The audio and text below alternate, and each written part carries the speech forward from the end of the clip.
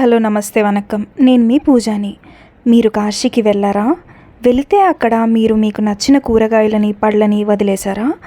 అయితే కాశీ క్షేత్రానికి వెళ్ళినప్పుడు అక్కడ ఏం వదిలేయాలి, ఏం వదిలేయకూడదు అనేదాన్ని నేను మీకు ఇవాళ ఈ వీడియోలో పూర్తిగా వివరిస్తాను. అసలు శాస్త్రం ప్రకారం ఎక్కడ కూడా కాశీకి వెళితే కాయనో పండునో వదిలేయాలి అని చెప్పలేదు. అయితే కాశీ క్షేత్రానికి వెళ్ళినప్పుడు గంగానదిలో స్నానమాచరించి కాయాపేక్ష మరియు ఫలాపేక్షను గంగలో వదిలి ఆ విశ్వనాథుడి దర్శనం చేసుకొని ఎవరిళ్లకు వాళ్ళు తిరిగి వెళ్ళాలని మన శాస్త్రం చెప్తుంది. ఇక్కడ కాయాపేక్ష అంటే కాయముపై శరీరముపై అపేక్షని, ఫలాపేక్ష అంటే కర్మఫలముపై అపేక్షని పూర్తిగా వదులుకొని కేవలం నిజమైన భక్తితో ఈశ్వర చింతన కలిగి ఉండమని మన శాస్త్రం చెప్తుంది.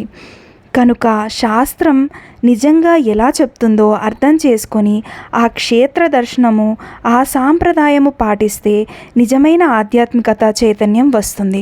అంతేకాని మామిడి పండునో వంకాయనో గంగలో వదిలేస్తే వచ్చే ప్రయోజనం ఏమీ ఉండదు.